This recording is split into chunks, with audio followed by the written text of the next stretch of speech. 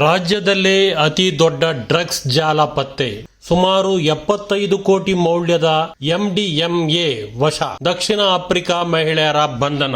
ರಾಜ್ಯದ ಇತಿಹಾಸದಲ್ಲೇ ಅತಿ ದೊಡ್ಡ ಡ್ರಗ್ಸ್ ಜಾಲವನ್ನು ಮಂಗಳೂರು ಸಿಸಿಬಿ ಪೊಲೀಸರು ಭೇದಿಸಿದ್ದು, ಈ ಪ್ರಕರಣದಲ್ಲಿ ದಕ್ಷಿಣ ಆಫ್ರಿಕಾ ಮೂಲದ 2 ಮಹಿಳೆಯರನ್ನು ಬಂಧಿಸಲಾಗಿದೆ. ಈ ಕಾರ್ಯಾಚರಣೆಯಲ್ಲಿ 37.5 ಕೆಜಿ ತೂಕದ MDMA ಮಾದಕ ವಸ್ತು ವಶಪಡಿಸಿಕೊಂಡಿದ್ದು, ಇದರ ಮೌಲ್ಯ 74 ಕೋಟಿ ಎಂದು ನಗರ ಪೊಲೀಸ್ ಆಯುಕ್ತ ಅನುಪಮ್ ಅಗರ್ವಾಲ್ ತಿಳಿಸಿದ್ದಾರೆ. ಪತ್ರಿಕಾಗೋಷ್ಠಿಯಲ್ಲಿ ಮಾತನಾಡಿದ ಅವರು, ಬಾಂಬಾ ಪಾಂಠಾ 31 ವರ್ಷ ಹಾಗೂ ಅಬಿಗೈಲ್ ಅಡೋನಿಸ್ 30 ವರ್ಷ ಎಂಬ 2 ಮಹಿಳೆಯರನ್ನು ಬಂಧಿಸಲಾಗಿದ್ದು, ಕಳೆದ 6 ತಿಂಗಳಿನಿಂದ ಈ ಜಾಲವನ್ನು ಭೇದಿಸುವ ಕಾರ್ಯಾಚರಣೆ ನಡೆಯುತ್ತಿತ್ತು ಎಂದು ವಿವರಿಸಿದರು. ಈ ಕಾರ್ಯಾಚರಣೆಯ ಪ್ರಾರಂಭವು ಮಂಗಳೂರು ಪಂಪ್ ವೆಲ್ ಬಳಿಯ ಲಾಡ್ಜ್ ನಲ್ಲಿ ಹೈದರ್ ಅಲಿ ಎಂಬುವನ ಬಂಧನದಿಂದ ಆರಂಭವಾಯಿತು. ಆತನಿಂದ 15 ಗ್ರಾಂ ಮಾದಕ ವಸ್ತು ವಶಪಡಿಸಿಕೊಂಡು ಆತನ ವಿಚಾರಣೆಯಿಂದಾಗಿ ದೊಡ್ಡ ಮಾದಕ ವಸ್ತು ಜಾಲ ಪತ್ತೆಯಾಯಿತು. ಪ್ರಕರಣವನ್ನು ಸಿಸಿಬಿ ಪೊಲೀಸರಿಗೆ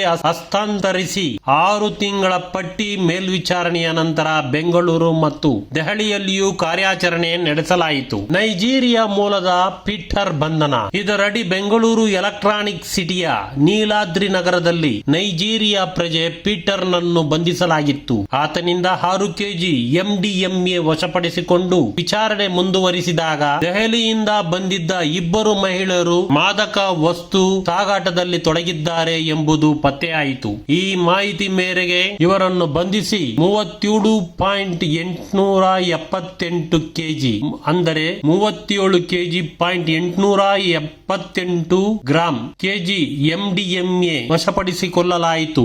ಆರೋಪಿಗಳಿಂದ ವಶಪಡಿಸಿಕೊಂಡ ವಸ್ತುಗಳು 37.878 ಕೆಜಿ MDMA ಮೌಲ್ಯ ಸುಮಾರು 75 ಕೋಟಿ, 4 ಮೊಬೈಲ್ ಫೋನ್ಗಳು, 2 ಪಾಸ್ಪೋರ್ಟ್ಗಳು, ಟ್ರಾಲಿ ಬ್ಯಾಗ್, 18,460 ನಗದು ಇವಿಷ್ಟನ್ನು ವಶಪಡಿಸಿಕೊಳ್ಳಲಾಯಿತು. ಮಾದಕ ವಸ್ತು ಸಾಗಾಟದ ಜಾಲ. ಬಂಧಿತ ಮಹಿಳೆಯರು ದೆಹಲಿಯಿಂದ ಮಾದಕ ವಸ್ತುಗಳನ್ನು ತಂದಿದ್ದು ಬೆಂಗಳೂರಿನಲ್ಲಿ ನೆಲೆಸಿದ್ದ ನೈಜೀರಿಯಾ ಪ್ರಜೆಗಳ ಮೂಲಕ ದೇಶದ ವಿವಿಧೆಡೆ ವಿತರಿಸುತ್ತಿದ್ದರು. ಈ ಜಾಲದಲ್ಲಿ ವಿಮಾನ ನಿಲ್ದಾಣ ಸಿಬ್ಬಂದಿಯೂ ಶಾಮೀಲಾಗಿರುವ ಸಾಧ್ಯತೆ ಇದೆ ಎಂದು ಪೊಲೀಸರು ಶಂಕಿಸಿದ್ದಾರೆ. ಇದೇ ಸಂದರ್ಭದಲ್ಲಿ ಕೊನಾಜೆ ಹಾಗೂ ಉಳ್ಳಾಲ ಪೊಲೀಸ್ ಠಾಣೆ ವ್ಯಾಪ್ತಿಯಲ್ಲಿ ಮತ್ತೊಬ್ಬ drugs mafia leader Abdul Faizal alias Faizu 26 ವರ್ಷ ಬಂಧನಗೊಂಡಿದ್ದಾನೆ.